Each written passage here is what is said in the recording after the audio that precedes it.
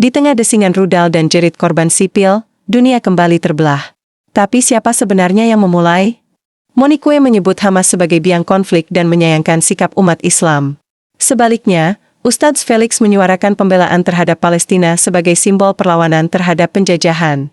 Dua suara keras, dua sudut pandang yang saling bertabrakan. Di video ini, kita dengar langsung narasi mereka. Nah, target Israel atau tujuan perang dari Israel sudah tercapai dalam waktu 12 hari. Saya Monique Rakers, saya mengedukasi orang Indonesia tentang Israel. Ini sesuai judul ya Pak. Iran atau Israel yang menang. Kalau saya, karena saya mengedukasi orang Indonesia tentang Israel, jawaban saya tentu Israel yang menang. Israel menang karena satu, Israel hanya menyasar target khusus, spesifik saja. Tidak membabi buta seperti yang dilakukan oleh Iran. Iran merudal secara acak. Warga sipil kena, rumah orang kena, rumah sakit Soroka di kota Beersheba, itu kota Arab dan Yahudi di Israel Selatan, di Gurun Negev, ini juga kena. Rumah sakit. Lalu masjid di Haifa, Al-Jarinah, itu juga kena. Israel hanya menyerang aset militer dari Garda Revolusi Iran. Misalnya yang diserang adalah kantor intelijen di kota Teheran. Peluncur rudal karena mau menembakkan ke Israel, dan tentu saja fasilitas nuklirnya. Jadi intinya Israel bukan membabi buta. Nah, target Israel atau tujuan perang dari Israel sudah tercapai dalam waktu 12 hari. Di masa modern, saya bukan ahli militer, tetapi saya percaya apa yang terjadi perang Israel dan Iran saat ini, itu akan menjadi kajian para pakar militer. Kenapa? Karena Israel berhasil. Mohon maaf, saya minta izin supaya suami saya bisa merekam. Saya minta izin supaya suami saya bisa merekam. Karena ini tidak live soalnya. Saya takut omongan saya dipotong. Mohon maaf. Hanya untuk saya saja, bukan semua ya. Nah, dalam waktu 12 hari, Israel bisa menguasai 25 provinsi dari 31 provinsi di Iran. Tadi Pak Irfan sudah bilang, gede banget Iran. Jumlah penduduk 90 dengan luas 1,6 juta kilometer persegi. Tapi Angkatan Udara Israel bisa terbang bolak-balik Teheran, Yerusalem, Teheran. Dalam waktu 12 hari. Apa yang dilakukan dalam jarak panjang 1.800 km tersebut? Mereka itu enggak ditembak sama sekali loh, puji Tuhan. Oleh angkatan udaranya Iran. Tidak ada balasan signifikan kecuali ada 4 drone Israel yang ditembak jatuh. Saya bukan orang yang mengglorifikasi perang. Jumlah yang mati mau 1 mau 1000 itu manusia. Nyawa manusia yang harus ditangisi. Karena itulah orang Yahudi sangat menghormati nyawa. Ketika mereka mau menyerang, juru bicara IDF dalam bahasa Parsi, dia menyampaikan perintah mengevakuasi. Apa yang dievakuasi? Tentu saja warga yang berada di dekat situs yang akan dihancurkan. Kalau dekat pangkalan militer, tentu harus evakuasi. Itu cara mereka mengurangi kolateral dampak bahayanya.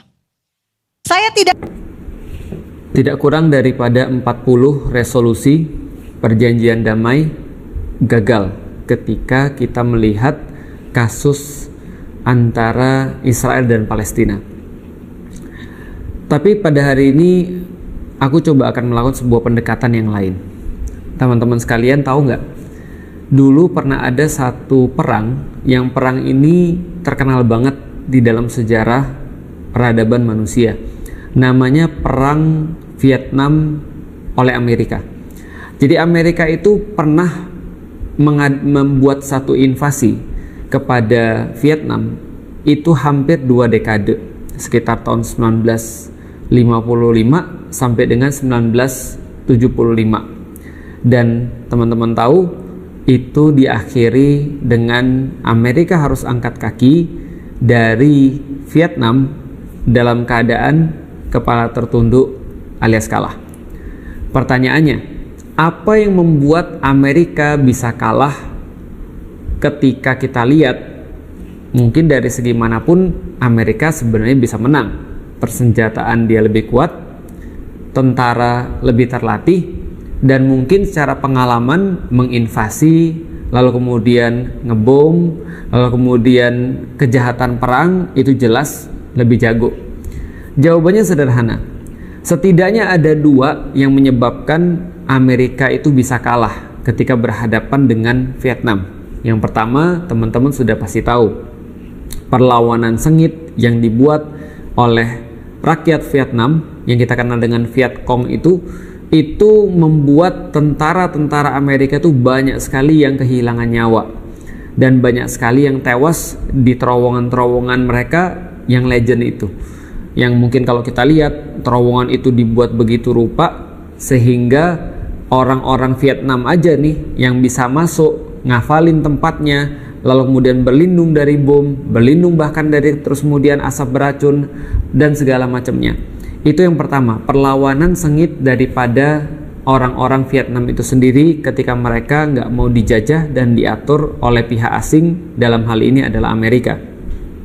Yang kedua, yang menjadi sebuah penentu adalah karena Amerika kehilangan dukungan daripada orang-orang yang ada di domestiknya.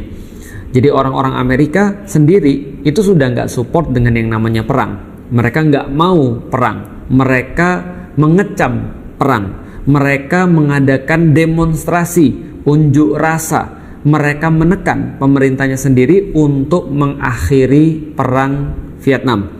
Akhirnya, karena bertambah-tambahnya masalah, duit keluar terus, lalu kemudian tidak didukung oleh rakyat sendiri, kehilangan popularitas, opini di dunia jelek, maka Amerika harus menghentikan perangnya di Vietnam, keluar dengan kepala tertunduk. Jadi rugi double tuh, double kill lah ruginya ya. Nah, ini bisa teman-teman sekalian kita pelajari untuk melihat bagaimana kesudahan konflik yang terjadi antara Israel dan Palestina. Meskipun nggak fair sih kalau kita katakan konflik antara Israel dan Palestina. Yang lebih fair kita katakan adalah genosida orang-orang Palestina yang dilakukan oleh Israel biadab laknatullah. Nah, bagaimana kemudian ini bisa berakhir? Ini bisa berakhir dengan cara yang sama.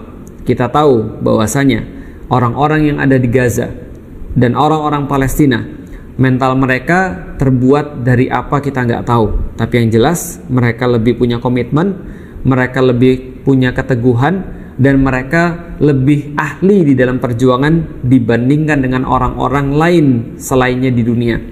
Mereka tahan banget, mereka bisa melakukan sesuatu yang membangkitkan orang-orang lain, sampai-sampai orang-orang akhirnya menjadi sadar bahwa bukan Gaza yang terjajah, tapi seluruh dunia selain Gaza lah yang terjajah.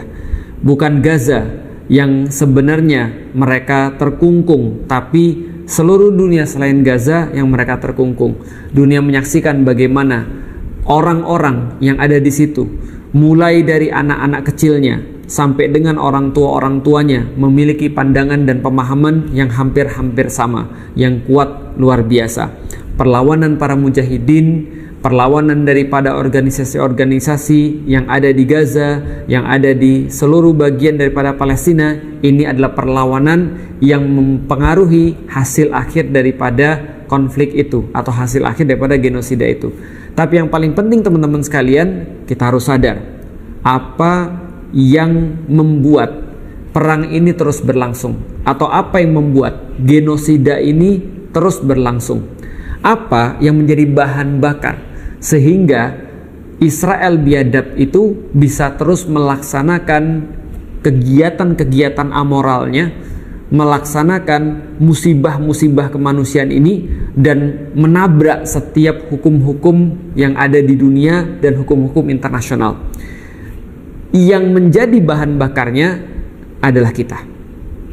Kita diam, kita tidak berkata apapun, lalu kemudian bahkan kita, sebagian daripada kita mendukung semuanya ini yang menjadi bahan bakar. Artinya belajar daripada apa yang terjadi pada perang Vietnam, apa yang terjadi pada Amerika ketika mereka mundur, maka ketika bahan bakarnya habis pula perang itu. Apa yang menentukan? Dukungan domestik.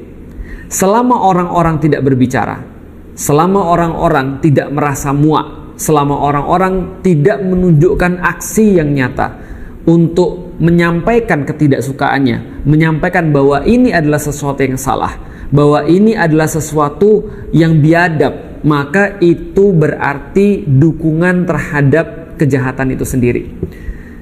Kalau kita berbicara tentang netralitas, kita berbicara tentang menjadi seorang yang sentris, nggak bisa netral, kita nggak bisa sentris, kita nggak bisa nggak berpihak dalam kezaliman. Karena kalau andaikan ada kezaliman di depan mata kita, taruhlah ada anak kecil yang dipukulin di depan mata kita, lalu kemudian disiksa sampai kemudian begitu rupa, lalu kita berkata, mohon maaf saya tidak memihak, mohon maaf saya orang yang sentris, mohon maaf saya netral, berarti kita sebenarnya sedang mendukung orang yang melakukan kejahatan itu. Begitu dukungan itu hilang di domestik Amerika, maka hilang pula bahan bakar mereka untuk melakukan perang. Karena itu tidak populer lagi. Mereka mau ngambil apa? Karena dalam setiap segala sesuatu manusia punya motif. Ketika motif itu hilang, maka hilang pula aktivitasnya. Maka ini adalah possible outcome ketika kita melihat genosida yang terjadi di Gaza pada saat ini. Tidak akan berakhir dia dengan solusi dua negara. Karena kita tahu justru itu adalah masalah di awalnya. Ada negara atau ada satu entitas bangsa yang tinggal di situ, orang-orangnya memiliki tanah sejak ribuan tahun atau ratusan tahun yang lalu, kemudian ada orang yang lain dari luar lalu kemudian memaksa untuk mengambil tanah mereka. Itu adalah problemnya, dan itu tidak akan pernah menjadi satu solusi, tidak akan jadi satu outcome. Maka apa yang menjadi outcome? Yang menjadi outcome dalam setiap kasus-kasus penjajahan yang lain, maka penjajah harus hengkang dari tempat yang dijajahnya. Gimana caranya? Caranya adalah cabut dukungan domestiknya. Ini contoh ya. Teman-teman boleh search dimanapun yang teman-teman suka. Teman-teman akan mendapatkan bahwa Israel itu nggak sekuat itu. Dia menjadi seolah kuat, invisible, karena dia didukung oleh banyak sekali negara-negara superpower atau didukung oleh orang banyak. Faham? Kejahatan ini terus bisa berlangsung karena dia masih ada bahan bakar, masih ada dukungan. Siapa yang mendukung paling besar? Amerika. Amerika mensuplai 70-80% daripada persenjataan Israel. Mereka mengirimkan setiap tahun yang sudah di state, yang muncul ke permukaan, belum yang nggak muncul, tapi yang muncul di permukaan sekitar 62 triliun per tahun. Kita tahu bahwasanya untuk beberapa tahun ini saja, 2 tahun ini saja, mungkin sudah 5 atau 6 kali lipat yang dikirimkan. Artinya Amerika ini adalah bahan bakar terbesar. Artinya kalau andaikan penduduk Amerika mengatakan bahwasanya kita nggak setuju untuk ngirim ini harus dihentikan. Bahwasanya Amerika ternyata lebih mengutamakan Israel daripada rakyat-rakyatnya sendiri, atau Amerika terlibat tangannya berlumuran darah terhadap anak-anak yang dibunuh di Gaza, maka itu bisa berhenti. Ketika bahan bakarnya berhenti, Israel nggak punya senjata. Karena pemasok terbesar adalah Amerika. Yang kedua, Jerman memasok kapal-kapalnya dan persenjataan-persenjataan yang ada di laut. Jadi kalau saat ini kita melihat ada Freedom Flotilla Coalition yang mencoba untuk menembus barikade lewat laut dan mencoba untuk menembus penjara-penjara pemikiran, bahwasanya ide-ide atau kebohongan-kebohongan yang dibangun oleh Israel, narasi-narasi bohong yang dibangun oleh Israel, semua bisa didebunking. Bahwasanya Israel selalu bilang kami mengizinkan ada bantuan yang masuk, ternyata mereka sampai di sana dan kemudian mereka nggak boleh bantu dan nggak boleh meneruskan bantuannya yang mereka bawa di kapal itu. Berarti ini adalah menghilangkan seluruh narasi-narasi bohong itu, atau menghalau narasi-narasi bohong itu. Dan kalau mereka ini akhirnya ditembak, ataupun mereka dihancurkan, ataupun mereka dihalangi, maka siapa yang bertanggung jawab? Yang bertanggung jawab adalah Jerman sebagai pemasok barang-barang atau senjata-senjata, kapal selam dan segala macamnya. Siapa lagi? Yang ketiga itu adalah Italia. Ada di situ juga Kanada, ada di situ juga Prancis, ada di situ juga India, ada di situ juga segala macam negara-negara yang lain, yang bahkan kita nggak kebayang kok bisa orang-orang ini atau negara-negara ini mereka menyetujui pembunuhan terbesar atau kebiadaban terbesar yang terjadi di depan mata dan terdokumentasi secara lengkap. Ini adalah kebiadaban yang nyata dan mereka mendukung, teman-teman sekalian. Artinya, andai penduduk Jerman, andai penduduk Amerika 1 dan 2 tadi, andai penduduk Prancis, andai penduduk Itali, ada satu yang saya lupa sebutin, penduduk Inggris sebagai juga termasuk dalam list 5 terbesar yang mendukung Israel. Semua penduduknya, semua rakyatnya berkata enough is enough dan berhasil menekan pemerintahnya untuk benar-benar mencabut dukungannya daripada Israel, maka Israel shutdown hari itu juga. Pertanyaannya, seberapa banyak kita bisa menggerakkan orang? Seberapa banyak kita bisa membangun opini? Dalam kasus perang Vietnam tadi, domestik AS, rakyat Amerika perlu 20 tahun untuk bisa sampai pada satu kesimpulan. Mereka jadi waras melihat semua ini. Mereka tahu bahwasanya anak-anak mereka direkrut untuk melakukan suatu kejahatan, bahwasanya uang-uang mereka, pajak-pajak yang mereka bayar pada pemerintah digunakan untuk sesuatu yang bersifat biadab, untuk bunuhin anak-anak orang. Kalau andaikan mereka perlu 20 tahun, kita perlu berapa tahun? Ini udah 1 tahun 9 bulan.